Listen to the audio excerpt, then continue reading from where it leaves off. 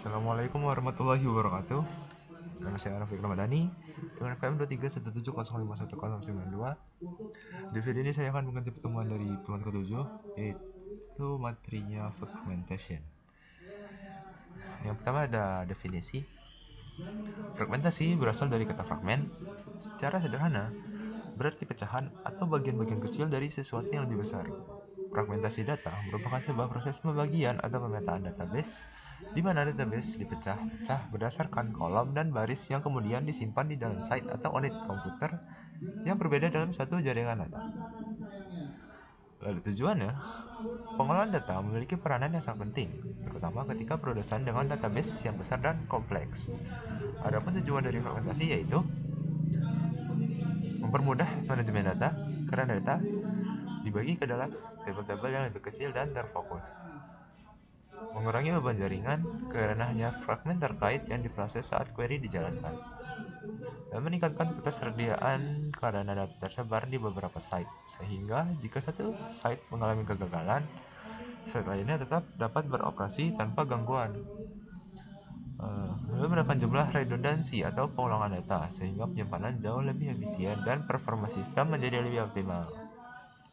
Lalu ada aturan dari fragmentasi data. Dalam mendefinisikan fragmentasi data, dalam sistem basis data terdistribusi, ada beberapa peraturan yang harus didefinisikan dan dipenuhi agar fragmentasi tersebut valid dan tetap efisien. Yang pertama, completeness rule. Tidak boleh ada data yang hilang akibat fragmentasi.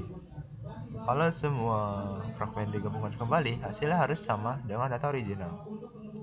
Reconstruction rule, data yang sudah dipecah jadi beberapa bagian atau fragmen harus bisa disatukan lagi jadi tabel asalnya, baik dengan union ataupun join. Lalu disjointness rule, tidak boleh ada duplikasi data antar fragmen kecuali memang diperlukan untuk alasan performa dan redundansi yang disengaja. Lalu ada jenis-jenis fragmentasi. Suatu tabel dibagi menjadi lebih banyak tabel berdasarkan baris. Semua kolom tetap dipakai, tapi datanya disaring dengan menggunakan kondisi tertentu. Fragmentasi horizontal membagi data berdasarkan baris, dan dalam contoh ini kita menggunakan field jenjang sebagai kondisinya. Lalu ada vertikal. Berbeda dengan fragmentasi horizontal, fragmentasi vertikal membagi tabel berdasarkan kolom. Sesuai aturan reconstruction rule, fragmentasi ini harus tetap menyertakan kolom primary key atau NPM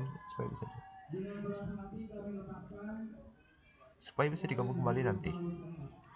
Lalu campuran adalah kombinasi antara fragmentasi horizontal dan vertikal. Tabel dapat dibagi menjadi fragmen berdasarkan kombinasi baris dan kolom. Di sini saya sudah punya contoh database yang berisi tabel yang berisi pelanggan dari sebuah e-commerce. Lalu untuk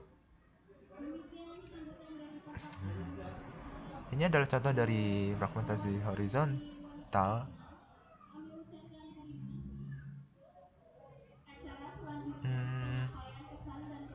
Wait.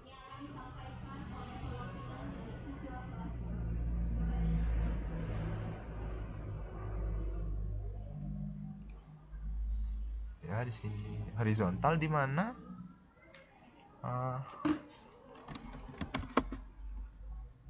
ini akan membagi baris berdasarkan sebuah kolom. Kalau di sini kita menggunakan field jenjang, di sini kita menggunakan field Jakarta. Jadi tabel akan menyaring tabel yang hanya Jakarta saja.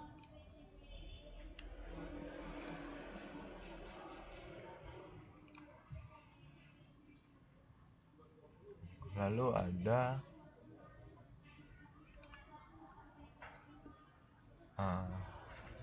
vertikal, di mana ini akan membagi kolom berdasarkan ID pelanggan dan riwayat pembeliannya saja.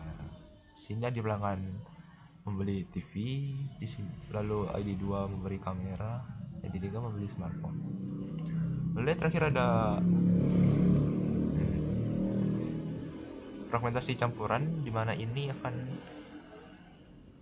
memfragment data berdasarkan kolom dan juga baris. Di sini kita mengambil kolom ID pelanggan, nama, alamat, dan emailnya saja. Lalu untuk barisnya kita akan mengambil alamat, di mana alamatnya adalah Surabaya.